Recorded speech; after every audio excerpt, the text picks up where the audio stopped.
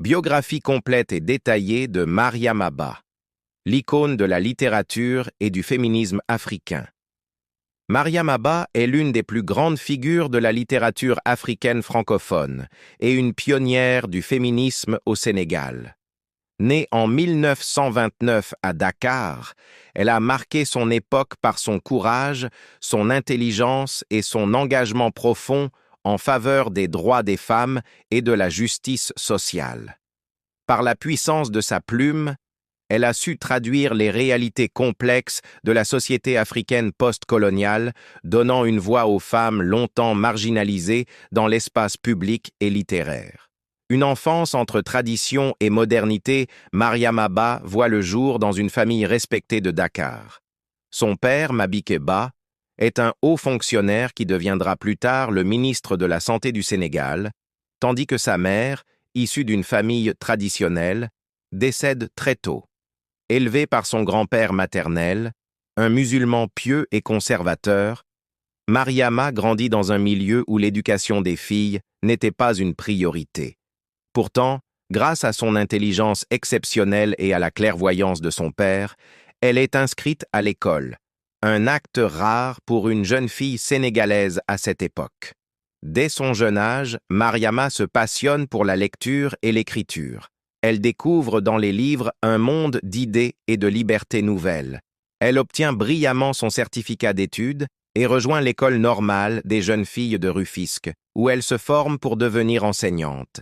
Cette institution prestigieuse, fondée par les autorités coloniales, formera plusieurs figures féminines importantes du Sénégal, une carrière dans l'éducation et un engagement social.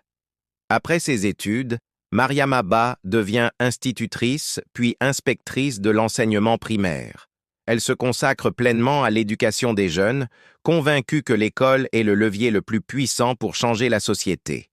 Dans ses classes, elle enseigne non seulement les matières académiques, mais aussi des valeurs humaines, la dignité, la solidarité et la responsabilité. Son expérience en tant qu'éducatrice lui permet d'observer de près les inégalités sociales et de genre qui minent la société sénégalaise. Elle constate combien les femmes, malgré leur force et leur intelligence, sont souvent réduites au silence par la tradition, la religion mal interprétée et la domination masculine. Mariam Abba ne se contente pas de constater ces injustices. Elle agit. Elle milite activement dans plusieurs associations féminines sénégalaises, notamment celles liées à la Fédération des femmes africaines, pour promouvoir la place de la femme dans la société. Elle plaide pour un accès égal à l'éducation, pour le droit au travail et pour la participation des femmes à la vie politique. Pour elle, la modernité africaine ne pouvait être atteinte sans la libération intellectuelle et sociale des femmes. Mariam Abba, la femme de lettres et la voix des sans-voix. C'est à travers la littérature que Mariam Abba va véritablement marquer son époque. En 1979, elle publie son premier roman, Une si longue lettre, qui deviendra un classique incontournable de la littérature africaine. Ce roman, écrit sous forme de correspondance, raconte la vie de Ramatoulaye, une femme qui, après la mort de son mari polygame, écrit une longue lettre à son amie Aïssatou. À travers cette lettre, Mariam Abba dépeint avec une sincérité bouleversante les souffrances, les espoirs et les luttes des femmes sénégalaises prises entre la tradition et la modernité. Le livre aborde des thèmes puissants: la polygamie, l'injustice sociale, la soumission imposée aux femmes, mais aussi l'amour, la maternité, la dignité et la résilience. Le ton est à la fois doux et révolutionnaire. Mariam Abba ne rejette pas la culture africaine, mais elle en appelle à une transformation intérieure, à une évolution des mentalités vers plus de justice et d'équilibre entre les sexes. Le roman reçoit le prix Noma de littérature africaine en 1980 et est traduit dans de nombreuses langues, faisant de Mariam Abba une figure mondiale de la littérature féminine. Un deuxième roman et une fin prématurée.